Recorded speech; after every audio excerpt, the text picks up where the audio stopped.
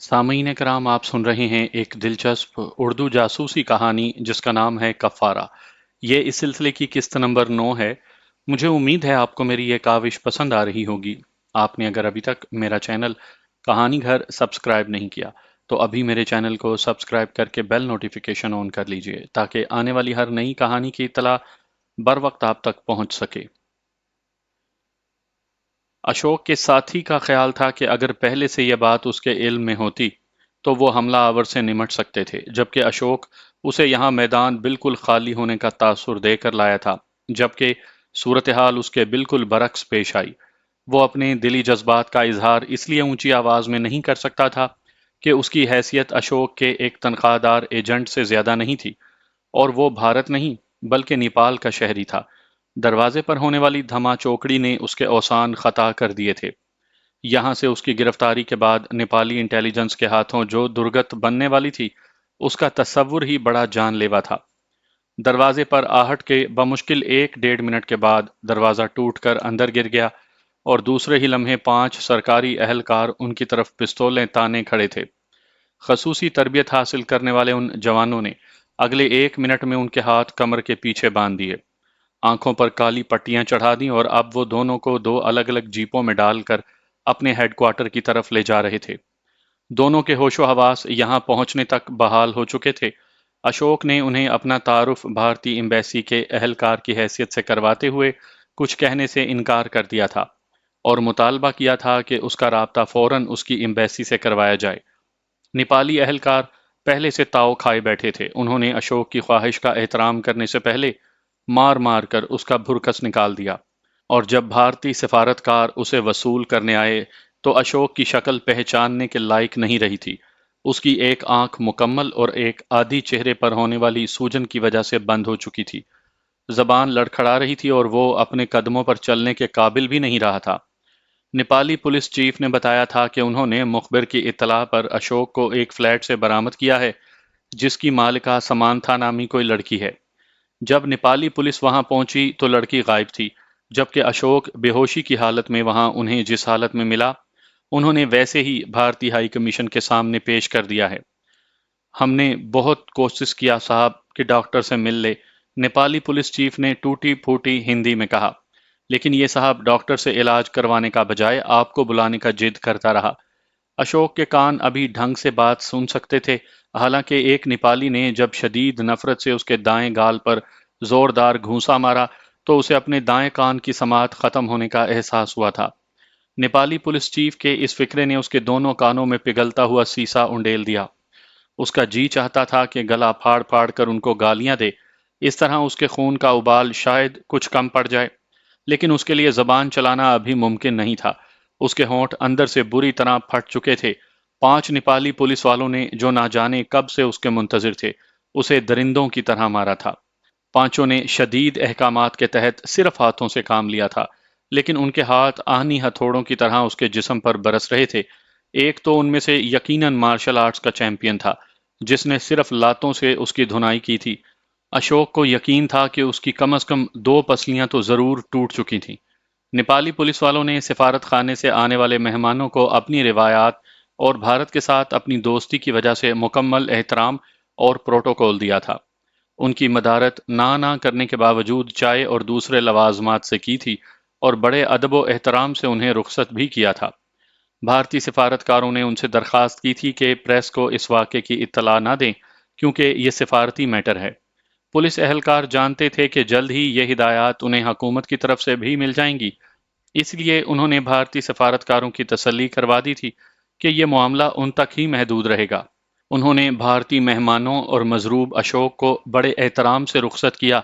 अशोक के लिए उन्होंने एम्बुलेंस और डॉक्टर मंगवाने की पेशकश की थी, लेकिन भारतीयों ने बसद शुक्रिया उसे कबूल न किया।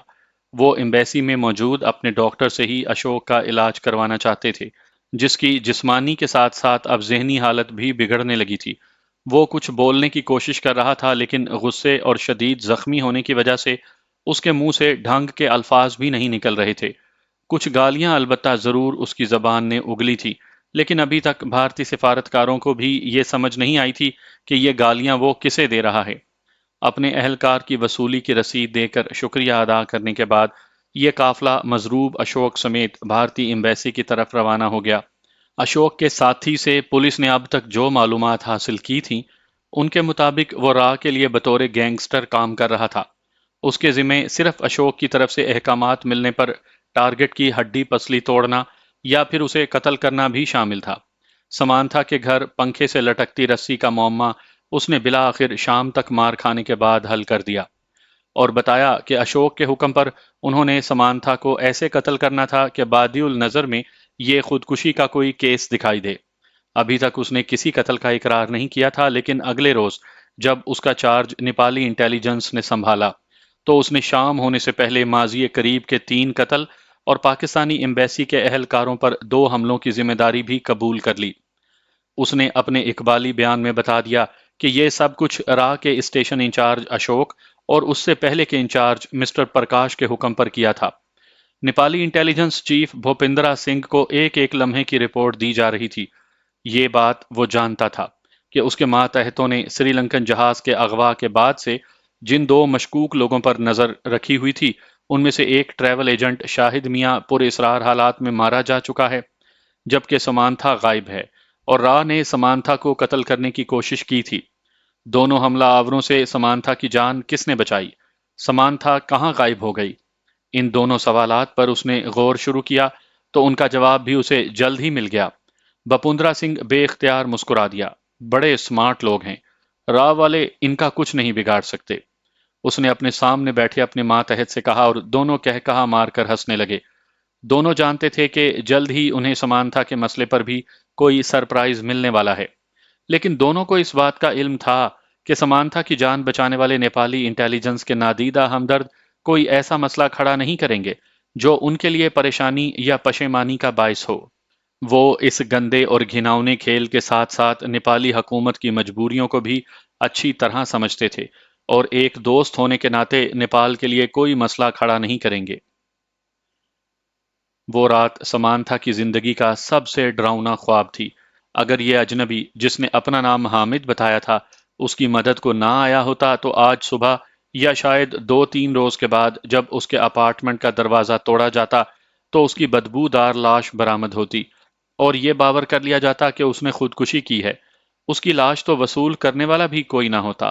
والدین تو کب کے مر چکے تھے، کوئی اس کا سگا بہن بھائی بھی تھا نہیں۔ جو دور پار کے رشتہ دار تھے انہیں سمانتھا سے کچھ لینا دینا نہیں تھا۔ شاید ہی وہ کسی خاندانی تقریب میں شریک ہوتی تھی۔ چرچ میں سوائے اہم مذہبی تقاریب کے کبھی جانا نہیں ہوا تھا۔ اس کی زندگی تھی ہی کیا؟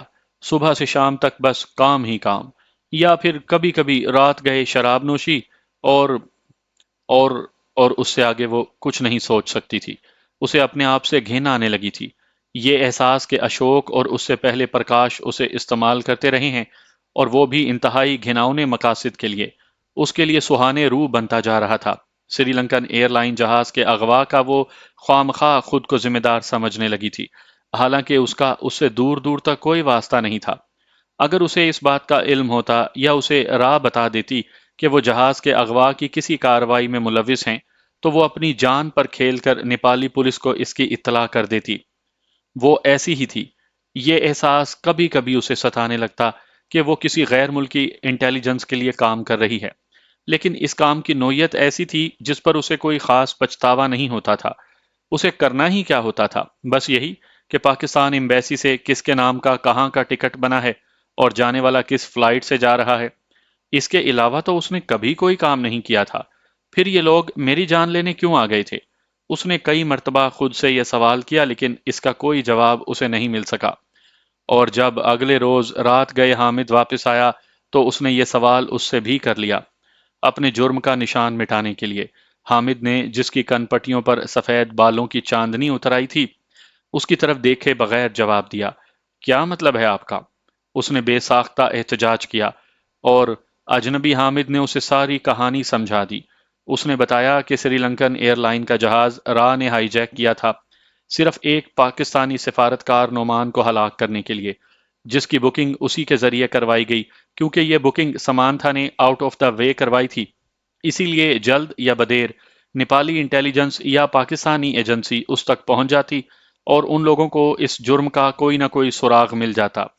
ہائی جیکر تو انہوں نے مار ڈالے تھے۔ وہ بیچارے تو اب کچھ کہنے سے رہے، نہ ہی انہوں نے مرنے سے پہلے اپنی کوئی شناخت بتائی تھی کہ دنیا کو اس ہائی جیکنگ کی اصلیت کا علم ہوتا۔ حامد نے اسے بتایا کہ اسی طرح معصومانہ طریقے سے یا بلیک میلنگ کے ذریعے یہ لوگ اپنے گھناؤنے مقاصد میں کامیاب ہو جاتے ہیں اور پھر سمانتھا کی طرح اپنے مہروں کو صفائے ہستی سے مٹا دیتے ہیں۔ میں انہیں بے نقاب کروں گی، میں ساری دنیا کو بتا دوں گی کہ یہ کتنے گھناؤنے اور خطرناک لوگ ہیں، سمانتھا نے غصے سے بے قابو ہو کر کہا۔ اسے یہ احساس ہونے لگا تھا کہ اس کی حیثیت کسی تیسرے درجے کی وحشیہ سے زیادہ نہیں تھی، اور راہ والوں کے لیے وہ سمانتھا کے بجائے ایک سیکس مشین تھی جسے وہ اپنی جسمانی آسودگی کے لیے استعمال میں لاتے رہے۔ اسے اپنے آپ سے گھن آنے لگی۔ سوچ سمجھ کر فیصلہ کرو سمانتھا، تم پر کوئی دباؤ نہیں، حامد نے بڑے ناصحانہ اور مشفقانہ انداز میں اسے سمجھاتے ہوئے کہا۔ میں نے سوچ سمجھ لیا ہے، سمانتھا کا جواب فیصلہ کن تھا، لیکن اس کے بعد تمہارا نیپال میں رہنا ممکن نہیں ہوگا۔ یہ لوگ تمہیں مار ڈالیں گے، یہاں کوئی ان سے تمہیں بار بار نہیں بچا سکتا۔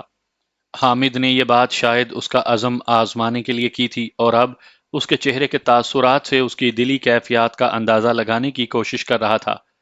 اب اب بھی وہ مجھے نہیں چھوڑیں گے، آخر میں ان کے شکنجے سے نکل کر آئی ہوں، سمانتھا نے قریباً بڑبڑاتے ہوئے کہا۔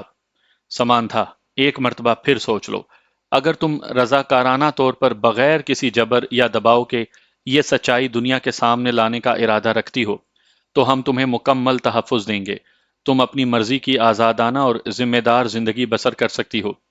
حامد نے اس کے سامنے دنیا کے کچھ ممالک کے نام دہرائے جہاں وہ سمانتھا کو قانونی تحفظ دلا سکتا تھا، اور سمانتھا نے ایک یورپی ملک پر ساد کر دیا۔ ٹھیک ہے، حامد نے ایک فیصلہ کن لہجے میں کہا، اور اگلے روز آنے کا وعدہ کر کے چلا گیا۔ اس کا رویہ اتنا مہذب اور شریفانہ تھا کہ وہاں وارڈروب میں موجود خواتین کے مختلف کپڑوں میں سے سمانتھا نے اپنے مزاج کے بالکل برعکس ایسے کپڑوں کا انتخاب کیا تھا جن سے اس کے بیہودہ ہونے کا قطعاً احساس نہیں ہوتا تھا۔ ٹریول انڈسٹری سے وابستہ ہونے کے ناطے اس کا واسطہ ہر طرح کے لوگوں سے رہتا تھا۔ کھٹمنڈو میں موجود دنیا کے قریباً ہر نسل اور مذہب کے ماننے والے ان کے گاہک تھے۔ اس کی کئی شامیں مختلف سفارتکاروں کے ساتھ گزرتی تھیں۔ مختلف سفارت خانوں میں اپنے کام کے سلسلے میں اس کا آنا جانا لگا رہتا تھا۔ اب تک اس کی عملی زندگی کا تجربہ یہی تھا کہ دنیا کے قریباً سب مرد تھوڑے سے فرق سے ایک جیسی ذہنیت کے مالک ہیں، لیکن حامد سے، جو عمر میں اس سے بڑا اور بظاہر بہت مستعد اور نوجوان دکھائی دے رہا تھا، محض چند گھنٹے کی حادثاتی ملاقات نے اس کا نظریہ باطل کر دیا تھا۔ سمانتھا یہی سمجھ رہی تھی کہ اسے راہ کے خونی شکنجے سے نکال کر اس عافیت گاہ تک پہنچانے والا اب نہایت شریفانہ طریقے سے اپنے احسان کی قیمت وصول کرے گا، اور اگر وہ ایسا کرتا تو شاید سمانتھا کے لیے اس سے زیادہ آسودگی کی اور کوئی بات نہ ہوتی۔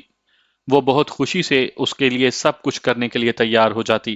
ایسے تجربات سے گزرنا اس کے لیے کوئی نئی بات نہیں تھی، لیکن حیرت انگیز طور پر اس نے سمانتھا سے کوئی بات ہی نہیں کی۔ سمانتھا نے خود دو تین مرتبہ جب دوران گفتگو اسے یہ احساس دلانا چاہا کہ وہ حامد کے ہر فیصلے کو بڑی خوش دلی کے ساتھ قبول کرنے کے لیے تیار ہے، تو بھی اس نے کوئی پیش رفت نہ کی۔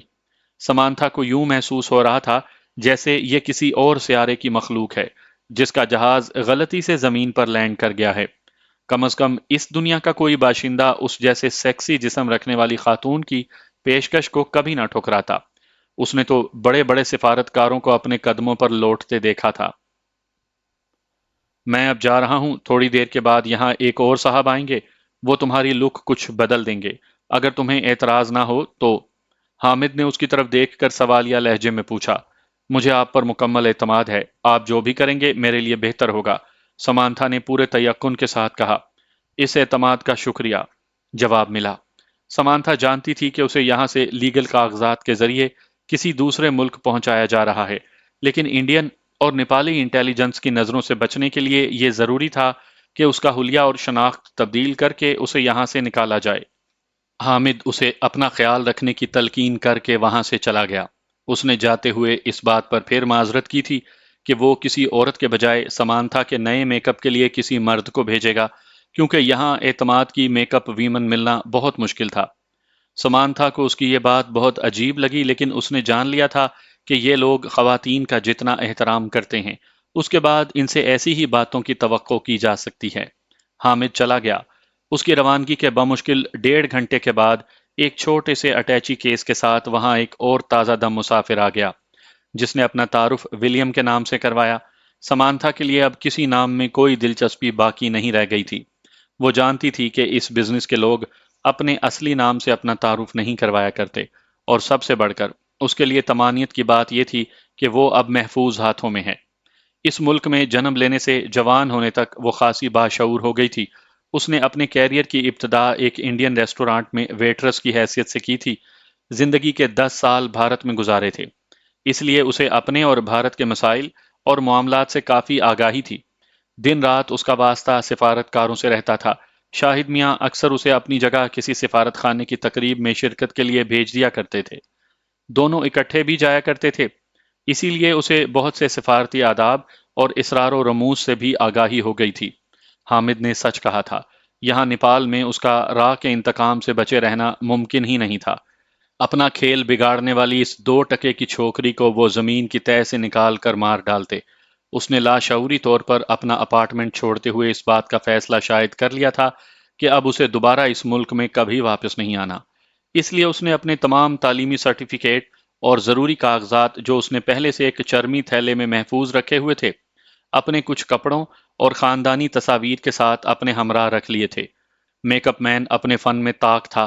اس نے ابھی صرف بالوں کی کٹنگ کی تھی اور اسے اپنا چہرہ بدلا ہوا دکھائی دینے لگا تھا۔ Well done. آئینے میں اپنی شکل دیکھنے کے بعد بے ساختہ اس کے منہ سے نکلا، thank you madam. Makeup man نے سعادت مندی سے کہا۔ اس نے کٹنگ کے بعد سمانتھا کے بالوں کو جو انداز دیا تھا وہ سمانتھا کے دل کو بھا گیا تھا۔ اسے افسوس ہونے لگا کہ آج سے پہلے ایسا میک اپ مین اسے کیوں نہ ملا، لیکن اس کام میں اسے 5 گھنٹے لگ گئے تھے۔ اس دوران اس نے مختلف کلپس لگا کر بالوں کی تراش خراش کی، اپنی حیت دے کر اپنی مرضی کے انداز سے ڈالا، اور آخر میں کسی کیمیکل کے ذریعے ان کا رنگ سامنے سے اس طرح بدلا کہ وہ بالکل قدرتی دکھائی دے۔ شام ڈھلے حامد بھی آ گیا۔ اس کے پاس ریکارڈنگ کیمرہ موجود تھا جس میں سمانتھا نے اب تک اپنے ساتھ گزرنے والی تمام باتیں بخوشی ریکارڈ کروا دیں۔ حامد نے اسے ریکارڈنگ کے خاتمے پر ایک مرتبہ پھر کہا کہ اگر وہ یہ سمجھتی ہے کہ اس نے زبردستی ایسا کروایا ہے تو وہ اس ریکارڈنگ کو ضائع کروا سکتی ہے، لیکن سمانتھا نے یہ سب کچھ اپنی مرضی سے کیا تھا۔ حامد نے اسے بتایا تھا کہ یہ کیسٹ نیپالی انٹیلیجنس چیف کے لیے ہے تاکہ اسے تمہاری بے گناہی کا یقین آ جائے اور تمہارے فرار کے بعد تمہارے خلاف یہاں کوئی کرمنل کیس درج نہ ہو۔ اس نے سمانتھا کو یقین دہانی کروائی تھی کہ اس ریکارڈنگ کو وہ کبھی میڈیا کے سامنے نہیں لائیں گے، البتہ اپنے ملک کی پریسٹیج اور اپنی صفائی پیش کرنے کے لیے اگر کبھی ضرورت پیش آئی تو اس کا استعمال کیا جائے گا، لیکن وہ بھی سفارتی سطح تک محدود رہے گا۔ ریکارڈنگ کے بعد سمانتھا خود کو خاصا ہلکا پھلکا محسوس کر رہی تھی، جیسے اس کے سر سے بڑا بوجھ اتر گیا ہو۔ اس نے ایک مرتبہ پھر حامد کا شکریہ ادا کیا جس نے اسے نئی زندگی دی تھی۔ رات کو حامد اس سے الوداعی ملاقات کر کے چلا گیا۔ اس نے سمانتھا کو بتایا کہ اس نے اس کے انتظامات مکمل کر دیے ہیں اور اگلے 7 دن کے اندر اندر اس سے کیے گئے تمام وعدے پورے کر دیے جائیں گے۔ نہ جانے کیوں حامد کی روانگی اور اس کی طرف سے اس ملاقات کو آخری ملاقات ہونے کی اطلاع نے سمانتھا کو غمگین کر دیا تھا۔ زندگی میں بہت کم مواقع پر وہ اتنی جذباتی ہوئی تھی۔ اس نے بمشکل اپنی آنکھوں میں آئے آنسو روکے ہوئے تھے۔ کیا زندگی میں دوبارہ کبھی مل سکیں گے؟ اچانک ہی اس نے حامد سے پوچھ لیا۔ یہ دنیا بہت چھوٹی ہے سمانتھا، کچھ بھی ممکن ہے، اس نے مسکراتے ہوئے کہا اور اسے ایک خوشگوار اور بھرپور زندگی کی دعا دے کر رخصت ہو گیا۔ سمانتھا زندگی بھر اپنے اس محسن کو فراموش نہیں کر سکتی تھی جس نے اس کی زندگی کا رخ ہی بدل کر رکھ دیا۔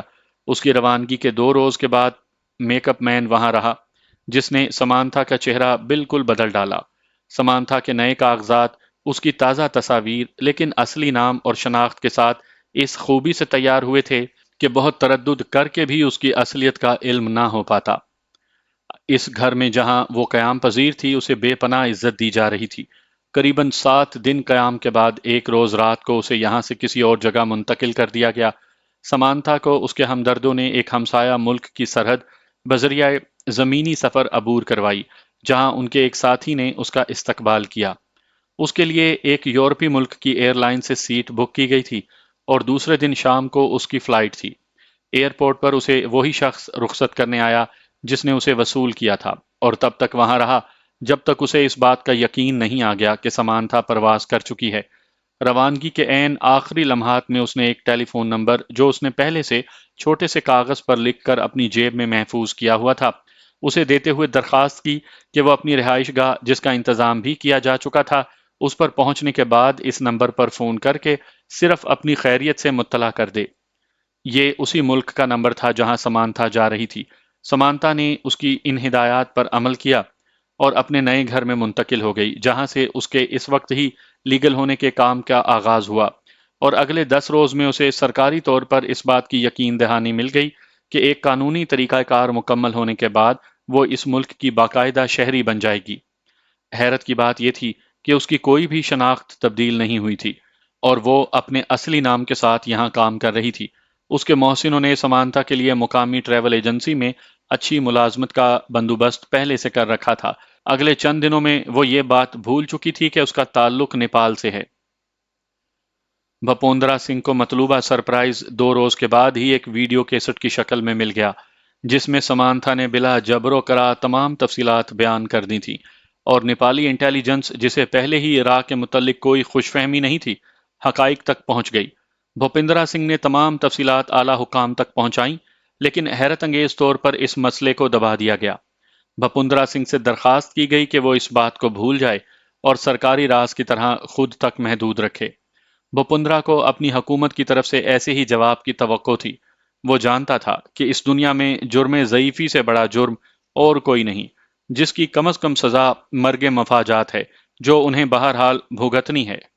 اسے اپنے اس ہمدرد کا نام تو معلوم نہ ہو سکا جس نے اس تک ٹیلی فون کال کے ذریعے یہی اطلاع اور پھر ویڈیو کیسٹ کے ذریعے سارا کچا چٹھا پہنچا دیا تھا، لیکن وہ یہ ضرور جان چکا تھا کہ اس کا تعلق کس ملک سے ہو سکتا ہے۔ اور بھپندرا سنگھ نے وفاداری ایک گورکھا ہونے کے ناطے، جس کے خون میں شامل تھی اور جس کی رگوں میں یوں بھی شاہی خون دوڑ رہا تھا، اپنی شکر گزاری کے جذبات پاکستانی ایمبیسی کی ایک تقریب میں شرکت کے دوران بڑے نامحسوس انداز میں اس شخص تک پہنچا دیے جس کا اسے یقین تھا کہ وہ ان معاملات سے باخبر ہے۔ اسے اس بات کا ہمیشہ دکھ رہا کہ اتنے اہم ثبوت ہاتھ لگنے کے باوجود آخر اس کا ملک اس پوزیشن میں بھی کیوں نہیں کہ وہ بھارت سے سفارتی سطح پر ہی صحیح لیکن آن دی ریکارڈ احتجاج کرے۔ جبل پور کب رخصت ہوا اور الہ آباد کب آیا، یہ اسے کچھ خبر نہ ہوئی۔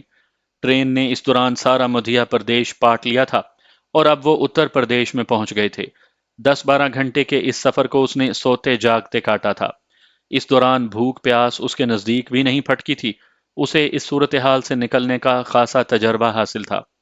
اگر جبل پور سے معمول کا سفر کیا جاتا تو الہ آباد 3 گھنٹے میں پہنچ سکتے تھے، لیکن ٹرین راستے میں مختلف اسٹیشنوں پر رکتی آئی تھی۔ ایک جگہ تو شاید اس کا انجن بھی تبدیل ہوا تھا۔ الہ آباد سے کچھ دیر پہلے اسے اونگ آ گئی۔ رات بھر کی بھاگ دوڑ اب اثر دکھانے لگی تھی۔ سورج اس کے سر پر چمک رہا تھا، جس کی وجہ سے یہاں کی شدید سردی سے وہ محفوظ رہا۔ الہ آباد سے کچھ پہلے ہی شاید اسٹیشن کے بالکل آغاز پر وہ ٹرین رک گئی تھی، اور یہاں کچھ معاملات طے پا رہے تھے جن کا احساس اچانک نعمان کے کانوں میں در آنے والی ان آوازوں سے ہوا جو بوگی کے باہر بحث کرنے والوں کی تھیں۔ شاید کچھ لوگ بوگی کے باہر کسی بات پر بحث کر رہے تھے۔ نعمان چوکس ہو کر بیٹھ گیا۔ وہ کچھ سمجھنے سے قاصر تھا کہ باہر کیا مسئلہ چل رہا ہے۔ وہ لوگ شاید ٹرین کے کسی مسئلے پر بحث کر رہے تھے۔ تھوڑی دیر تک بولنے کے بعد شاید وہ آگے نکل گئے، کیونکہ اب وہاں کوئی آواز سنائی نہیں دے رہی تھی۔ نعمان نے اچھی طرح سن گن لینے کے بعد باہر جھانک کر صورتحال کی نزاکت کا اندازہ لگانے کے لیے پر تولے اور اپنی جگہ سے اٹھ کر کھڑا ہو گیا۔ اب وہ بوگی کے اوپر سے باہر جھانکنے کی پوزیشن میں آ چکا تھا۔ بوگی کے باہر دور تک ریلوے لائنوں، کانٹوں اور سگنلز کا سلسلہ پھیلتا چلا گیا تھا۔ شاید یہ کوئی بڑا ریلوے جنکشن تھا جس جگہ اس مال گاڑی کو روکا گیا تھا۔ وہ اسٹیشن کا بالکل ابتدائی اور قدرے ویران علاقہ تھا، کیونکہ یہاں اسے مختلف ٹرینوں کے سرخ، نیلے اور سبز ڈبوں کی قطاروں اور ان کے سر پر لٹکتے بڑے بڑے پانی کے فواروں کے سوا اور کچھ دکھائی نہیں دیتا تھا۔ شاید یہاں انجنوں کو شٹنگ اور ڈبوں کی صفائی کے لیے لایا جاتا تھا۔ ٹرین اسٹیشن کے آخری حصے پر رکی تھی اور اب اسے باہر ہونے والی بحث کا مطلب بھی سمجھ آنے لگا تھا۔ وہ لوگ شاید ٹرین کو پلیٹ فارم نہ ملنے پر بحث کر رہے تھے۔ کیونکہ انجن کے سامنے کا سگنل ڈاؤن نہیں تھا اور اسے باہر ہی کھڑے رہنے کا حکم ملا تھا۔ نعمان نے ایک لمحہ ضائع کیے بغیر اپنے جسم کو تولا، فضا میں اچھلا اور ٹرین سے نیچے آ گیا۔ اب وہ لائنوں کا طویل سلسلہ عبور کر رہا تھا۔ دو تین ٹرینوں کے ڈبوں سے گزر کر راستہ بناتے ہوئے وہ ایک قدرے آباد پلیٹ فارم تک پہنچ گیا، جس کے پل پر سے کچھ لوگ آ جا رہے تھے۔ یہاں ہر کوئی اپنے کام میں اتنا مصروف تھا کہ کسی نے نعمان کی آمد کا نوٹس نہیں لیا، جو اب ریلوے لائن سے اچھل کر پلیٹ فارم پر پہنچ چکا تھا۔ پلیٹ فارم پر رکھے ایک بینچ پر جہاں پہلے ہی ایک بزرگ اپنے بستر سمیت بیٹھا تھا، ایک کونے میں وہ بھی سمٹ کر بیٹھ رہا۔ اب وہاں آہستہ آہستہ لوگوں کی آمد بڑھنے لگی تھی۔ اب تک دو تین ریڑیاں جن پر چائے اور دوسرے لوازمات سجے تھے وہاں پہنچ چکی تھیں، جن کے گرد لوگ جمع ہونے لگے تھے۔ نعمان بھی ہمت کر کے اپنی جگہ سے اٹھا اور ایک ایسی ہی ریڑی کے نزدیک پہنچ گیا، جہاں سے اس نے چائے کا ایک گلاس اور بند مکھن خرید کر اپنی توانائی بحال کی۔ ابھی وہ بمشکل اس ناشتے سے فارغ ہی ہوا تھا جب ایک انجن کی زوردار وسل سنائی دی، جو اسی پلیٹ فارم کی طرف آ رہا تھا۔ انجن کے پیچھے ڈبوں کا نہ ختم ہونے والا سلسلہ دکھائی دیا۔ انجن نزدیک آیا تو اس کے آگے بندھے بڑے بڑے بینرز سے نعمان کو اندازہ ہو گیا کہ یہ بجرنگ دل کے بوائی تھے، جو ایودھیا میں شیلا ناس یعنی مندر بنانے کا جلوس لے کر آئے تھے۔ اسے اس بات کا تو بخوبی علم تھا کہ بابری مسجد کی جگہ رام مندر بنانے کے لیے متعصب ہندو فرقہ پرست تنظیموں نے محاذ بنا رکھا ہے، لیکن اس مہم کی شہرت اور عوامی جذبات کا اندازہ اب ہو رہا تھا۔ ٹرین کی رفتار نہ ہونے کے برابر تھی اور اس کے ڈبوں سے باہر گردنیں نکال کر اونچی اونچی آواز سے مجنونانہ انداز میں بجرنگ دل کے کارکن شری رام چندر کی جے کے نعرے لگا رہے تھے۔ اب یہاں موجود تماشائی جو شاید ان کا استقبال کرنے جمع ہوئے تھے، وہ بھی ان کا ساتھ دینے لگے۔ ٹرین رک گئی، بلوائیوں کا جلوس ڈبوں سے امنڈنے لگا اور دیکھتے ہی دیکھتے پلیٹ فارم گیروی رنگ کے جھنڈے سے بھر گیا۔ قریباً ہر شخص نے اپنے کندھے پر پیتامبر یعنی پیلے رنگ کا کپڑا رکھا ہوا تھا اور ماتھے پر بھی اسی رنگ کی پٹیاں باندھ رکھی تھی۔ نعمان نے کچھ سوچتے ہوئے اسی جلوس کا حصہ بن جانے کا فیصلہ کیا اور وہ بھی ان میں اس طرح گھس گیا جیسے یہاں پہلے سے موجود لوگ اس کا حصہ بنے تھے۔ اب اگلے بمشکل دو تین منٹ میں ایک پیتامبر کسی کے کندھے سے غائب ہو کر نعمان کے گلے کا ہار بن چکا تھا اور ایک پیلے رنگ کی پٹی اس نے کسی سے ہتھیا کر اپنے سر پر باندھ لی تھی۔ اس کی بے ہنگم بڑی ہوئی داڑھی کے بال گزشتہ دن رات کی مسلسل بھاگ دوڑ سے آنکھوں میں اتر آنے والی سرخی اور اب اختیار کردہ حلیے کو دیکھ کر کوئی بھی یہ بات آسانی سے کہہ سکتا تھا کہ وہ رام جی کا بھگت ہے۔ جلوس اب اسٹیشن سے باہر نکل رہا تھا اور الہ آباد سے ہزاروں بجرنگ دل ہندو اور دوسری متعصب انتہا پسند ہندو تنظیموں کے جنونی اور جوشیلے کارکن، جنہوں نے ہاتھوں میں ترشول اور ڈنڈے پکڑ رکھے تھے، اس کا حصہ بن چکے تھے۔ کسی کارکن کے ہاتھوں سے اب ترشول بھی دھکم پیل میں نکل کر نعمان کے ہاتھوں میں منتقل ہو چکا تھا، اور وہ بھی جلوس کے دوسرے لوگوں کی طرح بلند آواز سے ان کے نعروں کا ساتھ نعرے لگا رہا تھا۔ اسٹیشن کے باہر رام چندر جی کے ان دیوانوں کے لیے الہ آباد کے جنونی ہندوؤں نے بھوجن کا بندوبست کر رکھا تھا، جس پر وحشیوں کی طرح سب ٹوٹ پڑے۔ نعمان نے بھی اپنے پیٹ کا جہنم یہاں موجود دال سبزی سے ٹھنڈا کیا اور حلوہ پرشاد کھا کر خود کو تازہ دم محسوس کرنے لگا۔ کچھ مقامی لیڈروں نے اشتعال انگیز تقاریر کی اور وہاں ٹریکٹر ٹرالیاں جمع ہونے لگیں جن پر یہ سب بلوائی سوار ہونے لگے تھے۔ ٹرالیوں اور ٹریکٹروں پر پہلے ہی سے بڑے بڑے بینرز اور ترنگے لہرا رہے تھے۔ ہر ٹرالی پر سب سے پہلے کسی ننگ دھڑنگ جٹا دھاری کو چڑھایا جاتا، جس کے پیچھے دھکم پیل کرتے کارکن سوار ہو جاتے۔ نعمان بھی جلد ہی ایک ایسی ٹرالی کے سواروں میں شامل ہو گیا۔ اس نے اپنے لیے ایک قدرے آرام دہ جگہ ڈھونڈ لی تھی اور اپنا ترشول تھامے فرش پر چوکڑی مار کر بیٹھ رہا تھا۔ اس کا حلیہ دیکھ کر یہاں موجود مدقوق سے چہرے والے مریل مریل سے ہندو بلوائی اسے کوئی مہان ہستی سمجھنے لگے تھے، گو کہ اس نے بھی دوسرے بلوائیوں کی طرح پتلون قمیض ہی پہن رکھی تھی، لیکن وہ اس کے نزدیک واقعی کوئی پہنچی ہوئی شے دکھائی دے رہا تھا۔ اب تک کئی بجرنگ دل کے کارکن تو ہاتھ جوڑ کر اسے رام چندر کی جے بھی کر چکے تھے۔ نعمان جانتا تھا کہ یہاں سے ایودھیا کی طرف جو راستہ جاتا ہے وہ پرتاپ گڑھ سے ہو کر جائے گا، جبکہ اسے نیپال کی سرحد کی طرف سفر کرنا تھا اور وہ اسی طرف جانا چاہتا تھا۔ کیا کیا جائے؟ اس نے سوچا، پھر خود کو تن بہ تقدیر چھوڑ دیا۔ فی الوقت اسے اس جلوس سے زیادہ بہترین اور محفوظ کور نہیں مل سکتا تھا۔ उसे अब इन लोगों की आड़ में भी कुछ फासला तय करना था। इस बात का नोमान को सांता क्रूज से भागने के बाद अच्छी तरह एहसास हो गया था कि वो एक ही रूप धार कर यहाँ से नेपाल की सरहद तक नहीं पहुंच सकता। इस तरह ऐन मुमकिन है कि उसकी असलियत बेनकाब हो जाए। उसने तो मुख्तलिफ इलाकों में मुख्तलिफ सवांग रचाए थे जो वो कामयाबी से रचा रहा था। श्री रामचंद्र जी का भगत बनने के बाद उसका कोई जाती प्रोग्राम नहीं था। वो तो खुद को तन ब तकदीर किए अपनी मंजिल की तरफ गामजन था। उसे यूपी के सरहदी इलाके लाबीनी से सरहद अबूर करनी थी, जिसका मुशाहिदा वो पहले ही कर चुका था और यहाँ से मुतल्लिक कुछ मालूमात भी रखता था। उसके जहन में तयशुदा प्रोग्राम के मुताबिक उसे इलाहाबाद से वाराणसी, सारंथ और शाहगंज के रास्ते गोरखपुर तक पहुंचना था। गोरखपुर सरहदी जिला था, जहां से वो सोनाली के रास्ते लाबीनी तक पहुंचता और अपनी मंजिल मकसूद तक रसाई हासिल करता। लेकिन रास्ते में प्रोग्राम अगर तब्दील हो जाए तो भी उसे मुड़कर अपनी असल रास्ते पर ही आना था। फिल वक्त उसने यही ठानी थी कि रात होने तक वो उन लोगों के साथ रहेगा, फिर मौका पाकर खिसक जाएगा। लेकिन इससे पहले ही उसके लिए एक और मौका कुदरत ने यहां से निकलकर दूसरा रास्ता अपनाने का पैदा कर दिया। इलाहाबाद के एटीएस सेल के इंचार्ज देवी दत्ता के पास जबलपुर से जिस उम्मीद पांडे की इंक्वायरी आई थी, उसकी शख्सियत उन लोगों के लिए अचानक ही बड़ी अहमियत इख्तियार कर गई। होटल कैलाश से नाकाम लौटने के बाद धम्पत सिंह का गुस्सा दो चंद हो गया।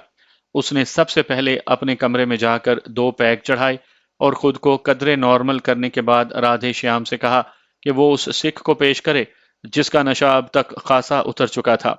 राधे श्याम को उस बेचारे पर तरस आने लगा था, जो पंजाब से यहाँ किसी कारोबारी सिलसिले में आया और इस शरियंटर यानी शैतानी चाल में फंस गया था।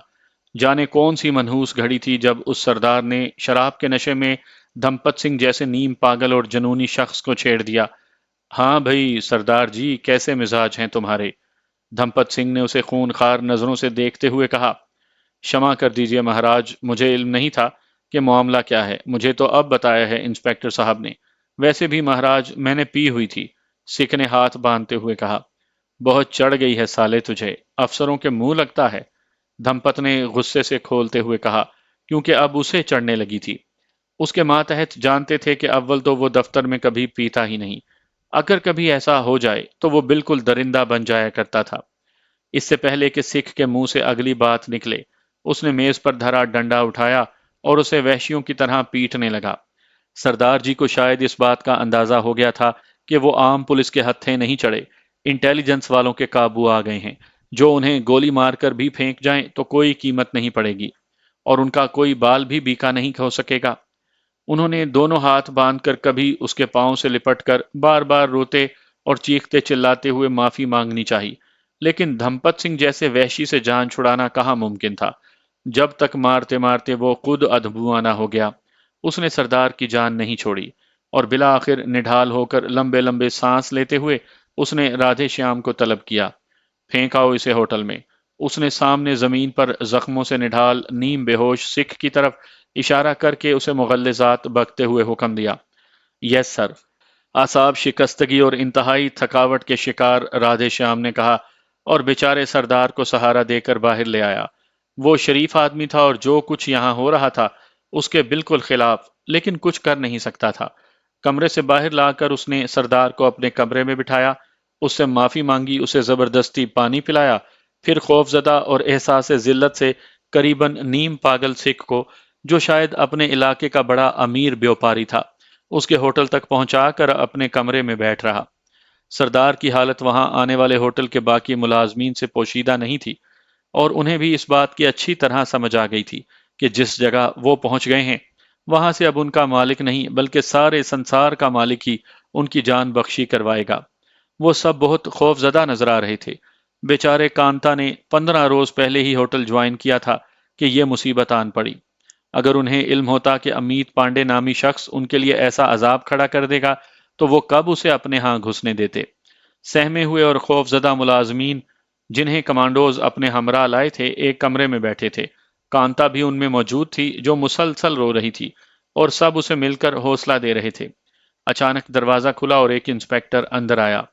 रिसेप्शन पर कौन सी लड़की थी? उसने कदरे ऊंची आवाज में पूछा और सब घबरा गए। آخر کانتا نے ہی ہمت کی کیونکہ اس کے سوا اب کوئی فرار کا راستہ نہیں تھا۔ میں تھی سر، خوف سے لڑکھڑاتی آواز میں اس نے کہا۔ اپنے آپ کو نارمل کرو، صاحب نے تمہیں بلایا ہے، بڑے سخت افسر ہیں، اور اگر کوئی گڑبڑ کی تو… اس نے نامکمل بات کہتے ہوئے اس طرح خونخوار نظروں سے کانتا کی طرف دیکھا کہ اس کو اپنی رگوں میں خون خشک ہونے کا احساس ہوا۔ جی، جی اچھا۔ تابے دار بچوں کی طرح اس نے اطاعت کی۔ چلو آؤ میرے ساتھ، اور تم سب یہاں آرام سے بیٹھے رہو۔ اگر کسی نے کوئی چالاکی کی تو یاد رکھنا۔ شاید اس انسپیکٹر کو لوگوں کو ڈرانے کی خاص تربیت دی گئی تھی، کیونکہ اپنی بات کے خاتمے پر جس طرح وہ گھور کر ان کی طرف دیکھتا تھا، سب سہم کر رہ جاتے تھے۔ کانتا نے ذبح ہونے والی بکری کی طرح اپنے ساتھیوں کی طرف دیکھا، لڑکھڑاتے قدموں اور بے قابو ہوتی دھڑکنوں کو سنبھالا اور اس کے ساتھ دھمپت سنگھ کے کمرے کی طرف چل دی۔ کیا نام ہے تمہارا؟ اپنے سامنے کھڑی خوفزدہ لڑکی سے دھمپت سنگھ نے اپنی جگہ بیٹھے بیٹھے پوچھا۔ اس نے کانتا کے ہمراہ آنے والے انسپیکٹر کو باہر بھیج دیا تھا۔ کانتا، لڑکی نے بمشکل نام پکارا۔ کب سے جانتی ہو امید پانڈے کو؟ اس نے اچانک کھڑے ہو کر اس کی خوفزدہ آنکھوں میں جھانکا۔ مجھے کیا معلوم، میں تو… لڑکی پر خوف سے ہکلاہٹ طاری تھی۔ اس کے وہم و گمان میں بھی یہ بات شامل نہیں تھی کہ یہ لوگ اس پر اتنا گھناؤنا الزام لگا دیں گے۔ اے سالی، چپ چاپ بتائے گی یا بلاؤں کسی ڈنڈے والے کو؟ اس نے لڑکی کو گالیاں دیتے ہوئے کہا۔ احساس ذلت اور خوف سے کانتا بے اختیار رو دی۔ دھمپت سنگھ نے اس کے منہ پر زور سے تھپڑ مارا اور وہ لڑکھڑاتی ہوئی دیوار سے جا لگی۔ چپ، خبردار اگر آواز نکالی تو۔ جنونی انداز سے وہ چیخا۔ لڑکی دہشت سے اور خوف سے قریباً سکتے کسی کیفیت میں آ گئی۔ اس نے اپنا گلا تو گھونٹ لیا، لیکن سسکیوں پر قابو پانا اس کے لیے ممکن نہیں تھا۔ جہاں دیدہ دھمپت سنگھ نے اندازہ لگا لیا کہ یہ اسے نہیں جانتی تھی۔ وہ اپنا پریشر کم کرنا نہیں چاہتا تھا۔ اس نے لڑکی کے لیے پانی منگوایا، اس سے درجنوں الٹے سیدھے سوالات کیے، اور صبح ہونے تک جب اس کی جان چھوٹی تو وہ اس کی خاصی قیمت ادا کر چکی تھی۔ دھمپت سنگھ نے محض کیلاش ہوٹل کی ریسیپشنسٹ ہونے کی اس سے اتنی زیادہ قیمت وصول کی تھی جو اس کے وہم و گمان میں بھی نہیں تھی۔ کانتا نے پولیس کے ظلم و ستم اور بے گناہ لڑکیوں کی آبرو ریزی کے درجنوں واقعات پڑھے اور سنے تھے، لیکن آج جس بہمیت کا شکار وہ خود ہوئی تھی، اس کے تصور نے ہی اسے اندر سے مار ڈالا۔ جب صبح وہ دھمپت سنگھ کے کمرے سے باہر نکلی تو اس کا جسم ہی نہیں، روح بھی بری طرح داغدار ہو چکی تھی۔ دھمپت سنگھ نے آخری لمحات پر اسے کہا تھا کہ اپنے ذہن پر زور دے کر امید پانڈے کا خاکہ ڈیزائن کروائے۔ اس کے لیے اس نے اپنے ڈپارٹمنٹ کا ایک بندہ اس کے سامنے بٹھا دیا تھا۔ کانتا، جو اب سکتے کے عالم میں تھی، اپنی جان بچانے کے لیے انٹ شنٹ قسم کے نقش و نگار بتاتی رہی۔ جب ایک ایسا خاکہ تیار ہو گیا جس کی شکل دور دور تک بھی امید پانڈے سے نہیں ملتی تھی تو اسے جانے کی اجازت ملی۔ اس کے باقی ساتھیوں کی تفتیش رادھے شیام اور ایک دوسرے انسپیکٹر نے کی تھی جن کا تعلق پولیس سے تھا، اور وہ دونوں جبل پور کے ہی رہنے والے تھے۔ دونوں نے لاشعوری طور پر دھمپت سنگھ کے لیے دوران تفتیش ان کے سامنے کئی مرتبہ غلط الفاظ استعمال کیے تھے، اور اب ان سب کے لیے الگ الگ بیان لکھ کر انہیں ہاتھ باندھ کر رخصت کر دیا تھا۔ جب ان بیانات کے کاغذات کا پلندہ لے کر سب انسپیکٹر رادھے شیام اپنے باس دھمپت سنگھ کے سامنے پیش ہوا تو دھمپت سنگھ کا پارا چڑھ گیا۔ نالائق ہو تم سب لوگ، ایک ہی ڈھنگ کی بات بھی معلوم نہیں کر سکے۔ اس نے چیختے ہوئے کاغذات کا پلندہ اٹھا کر پرے پھینک دیا۔ رادھے شیام کا جی تو چاہا کہ آگے بڑھ کر اس کا ٹیٹوا دبا دے، لیکن ایسا کرنا ممکن نہیں تھا، کیونکہ یہ نوکری اس کی ضرورت تھی اور اسے امید تھی کہ اور 2-4 ماہ بعد شاید اس موذی سے ان کی جان چھٹ جائے، جس کے بعد وہ اپنی اصلی پولیس ڈیوٹی پر واپس لوٹ جاتا اور ساری کسر نکال لیتا۔ ابھی تک انہیں کسی پولیس اسٹیشن، ریلوے اسٹیشن، لاری اڈے یا اور مشتبہ جگہ سے کوئی اطلاع نہیں مل سکی، حالانکہ دھمپت سنگھ نے سارے جبل پور میں ناکے لگوا دیے تھے۔ یہ خاکہ لو اور اس کے فوٹو اسٹیٹ فوراً یو پی اور مدھیہ پردیش کے تمام اے ٹی ایس سینٹرز کو روانہ کر دو۔ اس نے اپنی دانش میں امید پانڈے کا نام نہاد خاکہ اسے تھماتے ہوئے کہا۔ Okay sir. رادھے شیام کاغذ پکڑ کر اپنے آفس میں آ گیا۔ اس کے لیے اپنے غصے پر مزید قابو پانا ممکن نہیں رہا تھا۔ اگلے چند منٹوں میں ایک خوفناک دہشت گرد کے جبل پور سے فرار اور اس کی ان علاقوں میں موجودگی کی سنسنی خیز فلیش کے ساتھ یہ خاکے تمام انسداد دہشت گرد سینٹر میں پہنچ چکے تھے۔ دیوی دتا کا تعلق ایسے آفیسر سے تھا جو ہمیشہ نمبر بنانے کی دوڑ میں آگے رہنا چاہتے تھے۔ اس طرح کی اطلاعات ان کے پاس پہلے ہی سے موجود تھیں کہ ایودھیا میں چل رہے رام مندر تنازع کی آڑ میں آتنکوادی یعنی دہشت گرد بھی اپنا کام دکھا سکتے ہیں۔ اب اس کے دیرینہ دوست کی طرف سے خاکے کی وصولی اور جبل پور سے مشتبہ دہشت گرد کے فرار نے اسے مزید چوکنا کر دیا، چونکہ اس دہشت گرد نے کیلاش ہوٹل میں جو جعلی پتہ درج کروایا تھا وہ الہ آباد ہی کا تھا، اور الہ آباد اس کے دائرہ اختیار میں آتا تھا۔ اس نے اپنے خصوصی یونٹ کے جوانوں کو ہدایت کی کہ الہ آباد میں دوسرے شہروں سے آنے والے قافلوں پر خصوصی نظر رکھی جائے۔ اے ٹی ایس کو اپنے کام میں معاونت کے لیے ہمیشہ پولیس کی ضرورت رہتی تھی۔ انہوں نے پولیس کو فالتو نفری اپنی مدد کے لیے بلا لی اور الہ آباد سے ایودھیا جانے والے تمام یاتریوں کی چیکنگ شروع کر دی۔ نعمان کے قافلے میں 20-25 ٹرک، ٹرالیاں اور درجنوں موٹر سائیکل وغیرہ موجود تھے۔ ابھی وہ لوگ گورکھپور سے کافی دور ہی تھے جب اچانک ایک ناکے پر انہیں روک لیا گیا۔ اس طرح شیلا نیاز کے جلوس کو روکنے سے بجرنگ دل اور ہندو پریشد کے کارکنوں میں اشتعال پھیلنا قدرتی امر تھا۔ انہوں نے بحث مباحثہ شروع کر دیا اور اس مباحثے نے بالآخر تو تکار کی شکل اختیار کر لی۔ یہ سب لوگ اپنے گھروں سے ہنگامہ آرائی اور لوٹ مار ہی کے لیے تو آئے تھے۔ اگر یہ کام ایودھیا سے پہلے اور الہ آباد ہی میں شروع ہو رہا تھا تو انہیں اس میں کیا اعتراض ہوتا؟ نعمان کے دیکھتے ہی دیکھتے وہاں شری رام چندر جی کی جے کے ساتھ اب جے بجرنگ بلی کے نعرے بھی گونجنے لگے۔ شاید کسی یاتری کو پولیس کے جوانوں نے دھکا دے کر پرے کیا تھا، جس نے پولیس والے کا گریبان پکڑ لیا۔ اس سے پہلے کہ وہ دونوں طرف موجود سمجھدار لوگ اس معاملے کو ٹھنڈا کرتے، بھگوان رام کے ایک بھگت کو طیش آ گیا، کیونکہ تھانے دار انہیں مسلسل گالیاں دیتے ہوئے پیچھے ہٹنے کا حکم دے رہا تھا اور اپنے افسر کی تابع داری یا چمچا گیری میں اس کے ماتحت انہیں ایک کے بجائے 10 گالیوں سے نواز رہے تھے۔ تیری تو ایسی کی تیسی کہتے ہوئے بھگوان شری رام کا بھگت تھانے دار پر حملہ آور ہوا۔ پولیس والوں نے اسے زمین پر گرا کر مارنا شروع کیا تو بجرنگ بلی کے زوردار نعروں کے ساتھ باقی لوگ ان پر پل پڑے۔ دیکھتے ہی دیکھتے سارا علاقہ میدان جنگ میں تبدیل ہو گیا۔ پولیس اور جلوس کے شرکاء ایک دوسرے سے ٹکرا گئے۔ شیلا ناس جلوس کے شرکاء نے اپنے ہاتھوں میں پکڑے ترشول اور ڈنڈوں سے پولیس پر حملہ کر دیا۔ پولیس والوں نے بھی جوابی کارروائی کی، لیکن ان کی تعداد کم ہونے کی وجہ سے 3-4 سپاہیوں کو زبردست چوٹ آئی اور اس بات کا خطرہ پیدا ہو گیا کہ کہیں جلوس والے انہیں مار ہی نہ ڈالیں۔ اس خطرے کا احساس ہونے پر ہی پولیس والوں نے ہوائی فائرنگ شروع کر دی۔ ابھی انہوں نے چند گولیاں ہی فائر کی تھیں کہ جلوس میں موجود غنڈوں نے جو اپنے ساتھ اسلحہ چھپا کر لائے تھے ان پر سیدھی فائرنگ شروع کر دی، جس سے ایک حوالدار فوراً مارا گیا۔ اپنے ساتھی کو زمین پر گرتے دیکھ کر پولیس والوں کا دماغ خراب ہو گیا۔ انہوں نے جلوس پر فائرنگ شروع کر دی۔ اس کے ساتھ ہی ایمرجنسی پولیس کو بھی طلب کر لیا گیا۔ 2-3 یاتری زمین چاٹتے دکھائی دیے تو جلوس کے شرکاء گھبرا گئے اور بھگوان رام کو بھول کر اپنی اپنی جان کی فکر کرنے لگے۔ ہر طرف افراتفری پھیل گئی۔ بھاگو بھاگو چلاتے ہوئے سب الہ آباد کی طرف واپس بھاگ رہے تھے۔